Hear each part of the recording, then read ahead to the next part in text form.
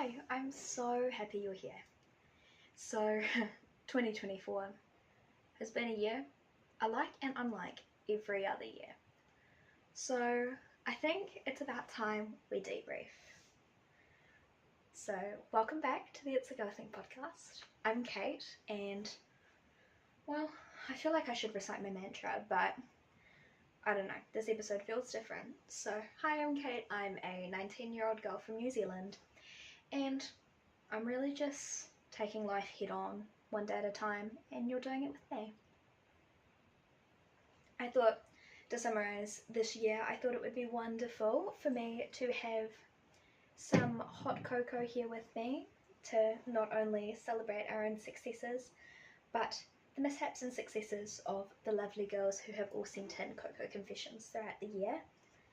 Firstly, just a brief about Cocoa Confessions. It will be back as of February 2025. So start filling back out the form. Same links all in my bios everywhere. You should be able to find it. If not, send me a message and I'll send it to you. Wow. Sorry, I feel like my microphone I need to sit closer, but let's see. There we are. So where do I even start with 2024? I feel like maybe let's try and debrief month by month. So firstly, let's start by saying that at the beginning of 2024, my anxiety was probably about a level 100. But if you ask me where my anxiety sits now, I'd tell you it's actually sitting probably around level 30, which to me is crazy. It's something that for the last few years has truly been a struggle of mine, and something that I have fought tooth and nail to just survive and to go about normal things without feeling anxious about them. So for me, this has been a win this year, and I don't even quite know what's done it, but I think hopefully maybe throughout our debrief we will work out maybe what. So I hope there's some little life lessons in here for you along the way as I share what I've learned, what I've done, and where I'm heading next. So January of 2024 wasn't too exciting for me, in all honesty. I had my summer break, which we have here in New Zealand after graduating high school. Oh, there was just lightning. Iconic. Sorry, there's a little bit of thunderstorm going on outside, but I thought what better time to debrief when there's not really anything else I can do. But I just graduated high school, so early January 2024, my best friend at the time and I had a girls' trip to one of our major cities. That was such a good trip. Sorry, ignore the thunder if you can hear it.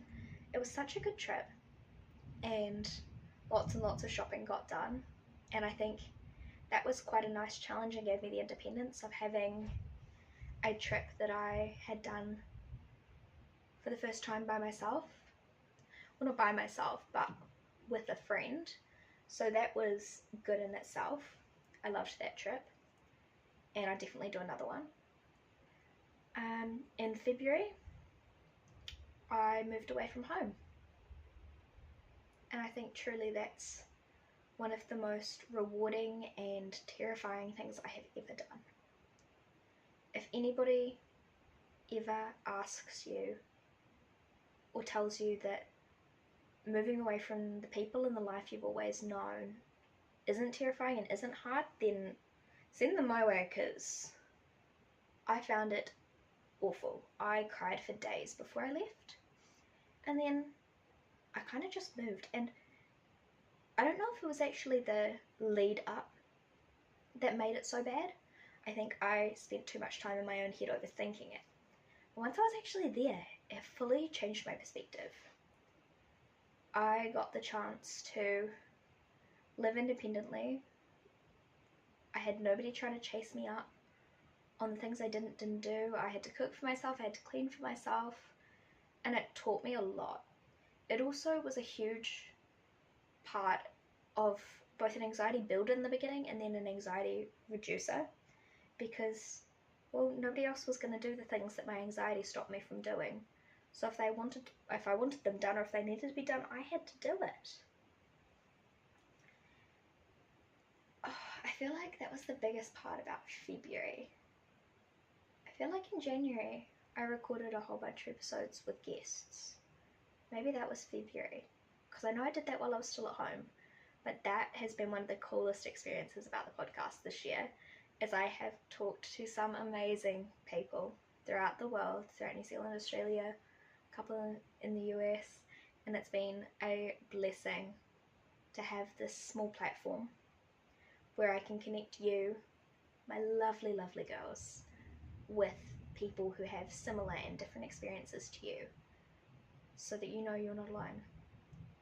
And on the topic of the podcast, I know I've been so inconsistent recently, and I was having to think about it as I drove home before I decided I was going to record this, and I realised that actually most of the podcasts, big podcasts we listen to, are people who do social media, podcasting, content creation as their full-time job. That is not what I do. I am a uni student who is just trying to get by, who works part-time jobs, who lives at home when she's not at uni. This is just what I do because I'm passionate about it, and sometimes that has to slip by the wayside, and I'm sorry when it does, because I don't love you any less, and I don't value our chats, and I don't value anything we do any less when I am inconsistent. It's just one of those unfortunate things about life, and I guess in a weird way that's part of this. This is part about the realness of my life I'm sharing. I'm a very imperfect person. I have flaws, and I struggle, and I run away from myself and other people, and I take breaks when I shouldn't. And it's all part of learning, and I'm sorry. I am sorry. But I'm so thankful for those of you who still tune in and still listen, even if it's just every other week, once or twice a month, whatever it ends up being.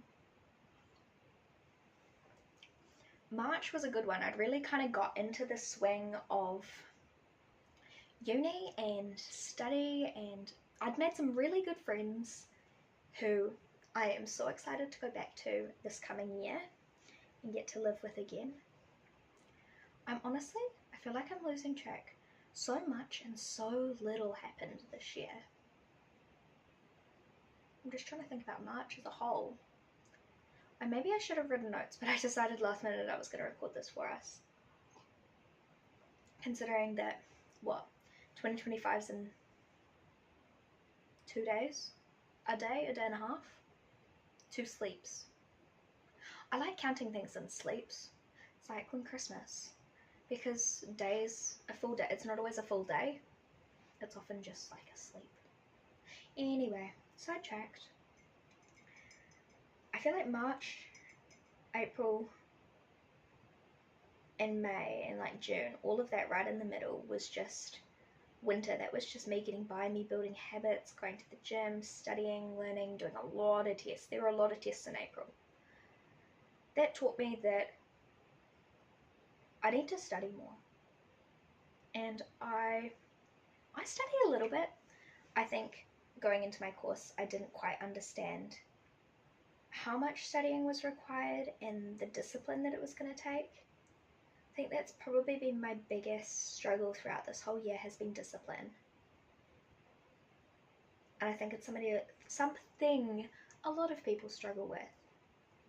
That consistency, that forcing yourself to keep going when you don't want to do it, because you know you'll reap the rewards. And I think technology, in a way, has also made us lazy. And in that time, I found it so easy to turn to my phone, TV, Netflix, and waste away the time instead of doing the things that actually were going to benefit me in the long term. In July, we had 2 of my friends' birthdays, so I had the fun of shopping and getting some lovely little presents for them. And one of my friends and I now have matching little Olivia Jean handbags, which is gorgeous. And I love them, and I love that it's washable. That's my favourite thing. So I don't usually and I'm umming. I'm trying to think about the year. Oh, July was awesome. I had my best friend from home. I had her come down, not my new best friend.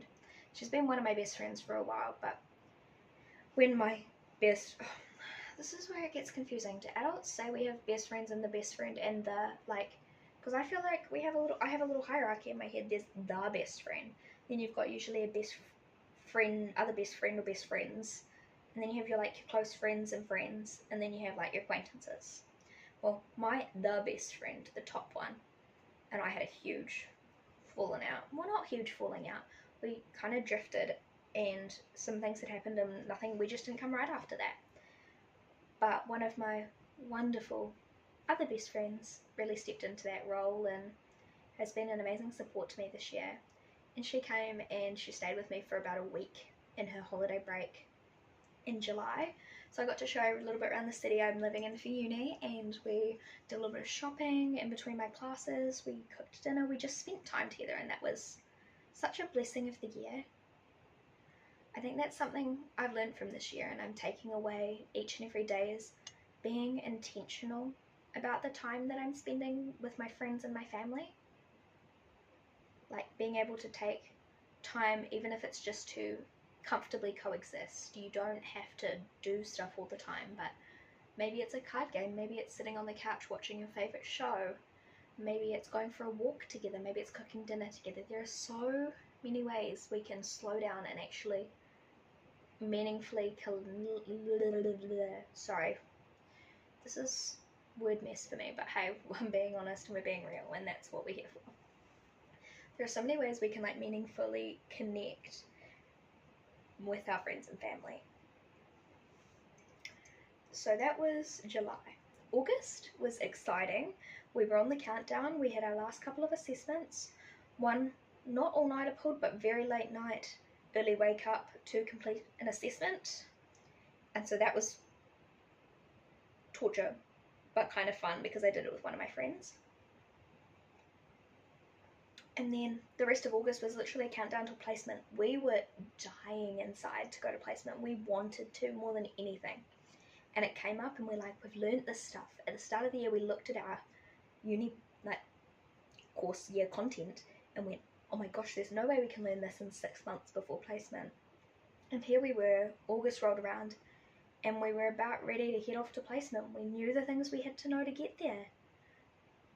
It's so crazy to me how much you really can learn in a short amount of time. And so off we went to placement in August. We went to our different centres, and I have never loved anything more. So that was really my August, September, October, November summary. Was lots of placement hours. My favourite things about placement was learning that I needed to say yes to every and all opportunities, because there's no harm in me trying hard things. Like, I got asked to do a couple of like x-ray exams on patients that were either like trauma patients or needed some adaptive technique, or would consider difficult patients for the type of injury or whatever they had, or their age, or any factor that it might have been, or specifically exams that we don't usually do in first year. And I got asked if I wanted to give them a go, and after I'd said no the first time, I realised, well, why would I say no when I can say yes? Because saying yes doesn't mean I can't stop and ask for help. So for me, an important thing I learnt this year was it's okay to give things a go and stop partway, or ask for help, or work through it with somebody else. You don't have to make a no a complete yes, but it can be a learning yes. I don't know how to explain that. Also, my coffee mug has little cake photos all over it. It's very cute. I think this is my mum's one though. Sorry, Mum. What else? Then we had September, and I was truly blessed that two of my uni besties came down from their placement centres to celebrate my birthday with me. We had a cute little, sounds silly, we had like a 9-year, because I turned 19, so we had a 9-year-old girl sleepover. So I had some party games. I did a pass the parcel, I did the chocolate game, if you've ever done it, where you're like trying to roll a 6 or double sixes or whatever, and somebody you have to put on like a hat, a scarf, and some gloves and chop the pieces of chocolate with knives and forks and whatever. So we did that. We had sparklers. We did a whole bunch of fun things, and then we had a sleepover together. So that was truly a blessing that I had them there. Plus we had homemade pizzas for dinner, and that was delish.